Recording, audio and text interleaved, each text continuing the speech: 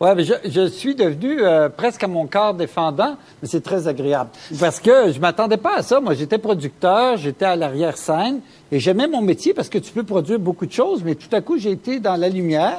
Et c'est vrai, bon, qu'il y a des avantages, vous les connaissez aussi bien que moi, mais là, il s'est passé... Allégation cette fois donc contre Gilbert Rozon du groupe Juste pour rire. On défend pas l'indéfendable, on va laisser le processus aller, mais choqué. Moi, ma première pensée était à ces dames-là. Tout le monde en parle, tout le Québec en parle, à commencer par Montréal et son maire, Denis Coderre. Non seulement c'est choquant, mais là on parle de 9 personnes. Non? Mais il y a beaucoup de gens qui peuvent être surpris ce matin également. Là. C'est comme le cas de M. Salvaille. Alors, évidemment, tu défends pas l'indéfendable, tu respectes le processus, mais il a démissionné par lui-même. En 2014, les Canadiens ont déclaré avoir subi plus de 635 000 agressions sexuelles dans un pays qui comptait alors 35 millions d'habitants.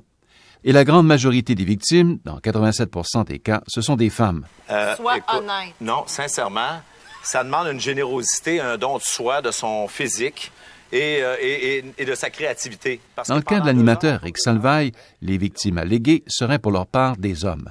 C'est pas juste un cas, là. Weinstein, c'est un cas. Eric, c'est ici, là.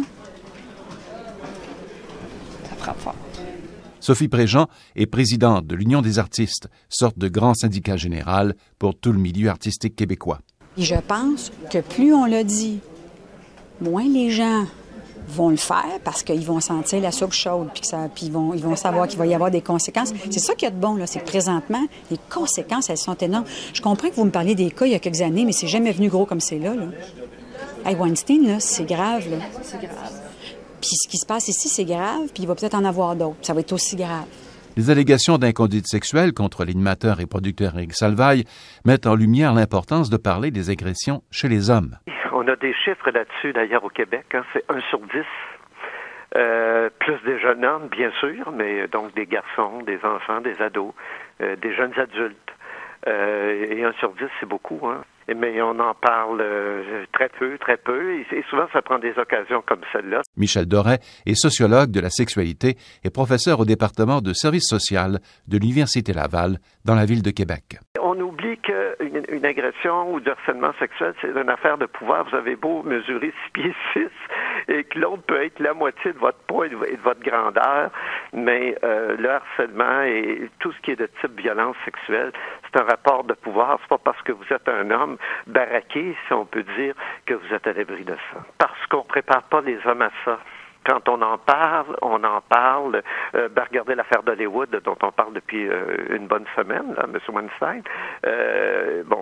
Des femmes, et je regarde les médias américains, et puis on oublie que, oui, et dans le monde du cinéma aussi, il y a des hommes d'ailleurs à Hollywood qui ont commencé à parler aussi, à dire oui, mais ça arrive aussi aux hommes. Je mène une recherche actuellement sur les agressions sexuelles chez les personnes LGBT. C'est pareil. On va dire oui, mais il est gay, un autre homme le harcèle. Alors, est-ce que c'est vraiment... Oui, écoutez, ça n'a rien à voir avec votre genre, votre sexe, votre orientation sexuelle.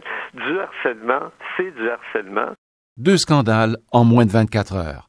Tout cela 2 semaines après le scandale à Hollywood de Harvey Weinstein. Tout cela alimente un débat sur la prévalence des agressions sexuelles dans les milieux artistiques en Amérique. Mais contrairement aux États-Unis, au Canada, il n'y a pas de délai pour porter plainte et déposer des accusations criminelles pour agression sexuelle. L'avocat criminaliste, Maître Walid Ijazi. Il n'y a pas de limite au temps pour faire une enquête. Il n'y a pas de ce qu'on appelle une prescription. En droit, la notion de prescription, c'est le délai à l'intérieur duquel on doit agir. Si on dépasse le délai, on est hors délai, on dit que c'est prescrit. Alors, en matière de prescription, il n'y a pas de prescription en droit criminel. Souvent, des crimes sont révélés 20, 25, 30 ans plus tard et la police n'a pas de délai dans le temps qu'elle a besoin pour enquêter. Sauf que plus le temps avance, plus la qualité de la preuve se perd. La mémoire est une faculté qui oublie. Il y a des gens qui ne se souviennent plus de ce qui s'est passé ou il y a des gens qui disparaissent. Alors bref, la qualité de la preuve est moins bonne. Ici, il y aurait par ailleurs une question de territorialité. Habituellement, on enquête et on poursuit au Canada des crimes qui ont été commis en territoire canadien. Lorsque le crime est à l'étranger, il y a des considérations extraterritoriales qui compliquent énormément la situation et généralement, on ne poursuit pas pour des crimes qui ont été commis ailleurs. Un reportage de Radio-Canada International.